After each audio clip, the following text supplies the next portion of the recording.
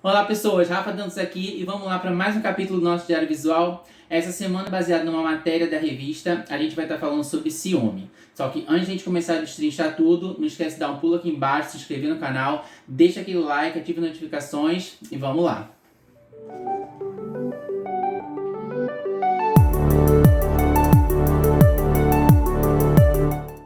Projeto Diário Visual hoje em questão, capítulo 104, ciúmes e o poder de sermos nosso maior inimigo. Todo zelo é bem-vindo dentro de uma relação construída com base no respeito e admiração mútua.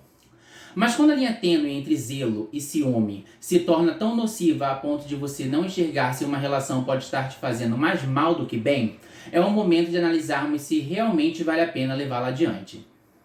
A sessão comportamento trouxe em O Inimigo Oculto discussões, testes e análises básicas para a identificação deste sentimento que pode nos levar a um caminho totalmente autodestrutivo. Entre ciúme normal, exagerado, obsessivo e patológico, a questão mais delicada é justamente quando colocamos o amor e a necessidade pelo outro acima da nossa saúde mental, equilíbrio e valorização do amor próprio. Nada que tire a nossa paz deveria ser visto como positivo ou digno de dispensarmos energia para mantermos em nossas vidas. É importante identificarmos se o ciúme parte de uma insegurança que o parceiro gera em nós, ou se ela é alimentada através da nossa própria insegurança em relação a nós mesmos. Se a insegurança é perceptivelmente gerada pelo parceiro, o amor que se sente pela pessoa não deveria ser maior que nossa capacidade de cuidarmos de nós mesmos, em primeiro lugar, e ir de encontro a uma relação mais saudável para nossas vidas. Agora, se essa insegurança já é um traço da nossa personalidade, independente de quem estejamos nos relacionando, é muito importante que busquemos ajuda profissional para tratarmos uma questão que pode estar nos impedindo de sermos felizes e vivendo relações mais saudáveis que nos proporcionarão a real sensação que o verdadeiro amor deveria. Eu vou deixar aqui embaixo o link do site Psicologia Viva, que eles falam a respeito de ciúme, para vocês se inteirarem mais. E se vocês sentirem tanto ciúme dentro das relações que vocês vivem, para vocês estarem identificando se é uma coisa saudável ou algo que você realmente tenha que buscar uma ajuda profissional. E agora a pergunta do Rafa. Que conselhos você pode dar para pessoas que, assim como você no início da nossa relação, estão lidando com o ciúme de parceiros inseguros em si mesmos? Eu vou falar da dinâmica que a gente acabou adotando dentro da nossa relação, né? Eu sempre gostei de trabalhar com muita transparência em qualquer relação que eu tivesse. Eu acho que quando a pessoa faz parte da minha vida, eu quero que ela se torne a minha melhor amiga. Então não tem coisas dentro da minha relação, dentro da minha vida, que eu vou querer só compartilhar com um amigo meu e não compartilhar com o meu cônjuge, no caso com você, né, com o Rafa.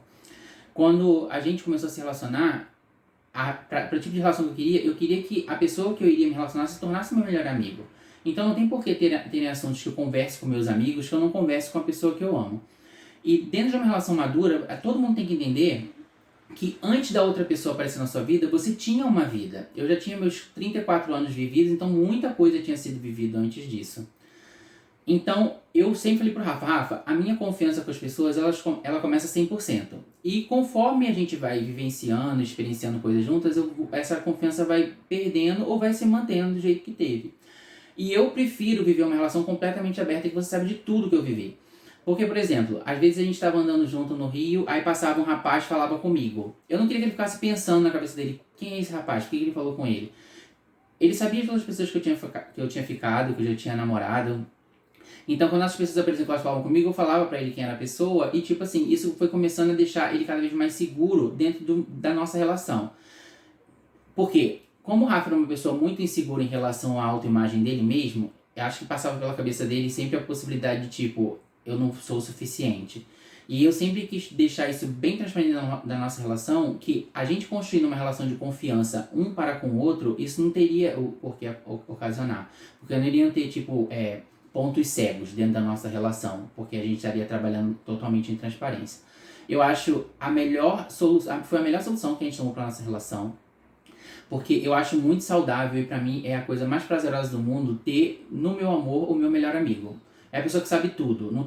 Ele consegue ler a minha expressão facial, expressão corporal, ele sabe quando eu tô desconfortável, ele sabe quando tudo, sabe exatamente tudo. Então por quê? Porque existe essa transparência dentro da nossa relação.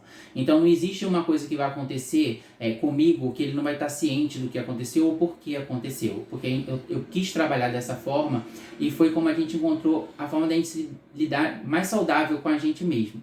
Não é uma coisa que a gente sinta como se fosse uma obrigação, é uma coisa completamente orgânica. Eu não preciso olhar no celular dele, ele não precisa olhar no meu celular, existe uma confiança 100% um no outro e essa confiança justamente foi construída através dessa transparência que a gente acabou alimentando na nossa relação. Isso acabou fazendo com que o ciúme que o Rafa sentia no começo, quando a gente começou a se relacionar, se tornasse praticamente erradicado. E a gente tem uma vivência muito saudável. Não existe cobrança, não existe desconfiança. E a gente é muito feliz em poder admitir que hoje em dia a gente se enxerga como melhor amigo um do outro. No contrafluxo das relações destrutivas, baseadas em ciúme excessivo, a reportagem Casamento Gay, o Sonho e a Realidade falava do caminho que estava sendo percorrido para a regulamentação da união civil no Brasil, como isso já estava levantando um ar de esperança entre alguns parceiros, da possibilidade de viabilização do polêmico casamento religioso e o que pensar sobre isso tudo. Enquanto gays pensam em casar na igreja, em seu Olho no Olho, Trevisan questionava mais uma vez em será que o Papa entende do amor? Justamente a percepção da igreja em relação à genuinidade do que esse sentimento significa. Pelo menos em relação à justiça, os avanços continuavam, visto que no documento G celebrava-se o reconhecimento, no Tribunal de Minas, dos direitos de um casal homossexual em uma ação trabalhista. E a seção EPA falava justamente da importância de continuarmos reclamando nossos direitos e como isso traz resultado a longo prazo dos anos através de experiências pessoais de pilares do movimento como Trevisan, Cacá de Poli e Luiz Motti. Em Todo Preconceito Será Castigado, um leitor refletia sobre a hipocrisia social que condena tudo que é diferente e não enxerga que a própria condenação dele será justamente o mal que fazem aos demais por não conseguirem respeitar tudo que vai além do seu próprio entendimento. Enquanto isso, o político militante da diversidade Carlos Mink, em sua entrevista, reforçava algo que aparentemente necessita ser reforçado sempre. Os gays precisam se mobilizar. Não adianta criarmos as leis se as pessoas não exigirem que elas sejam cumpridas. O deputado continua nativo até hoje, com mais de 250 leis pró-ecologia, LGBTQIAP+, educação e cultura.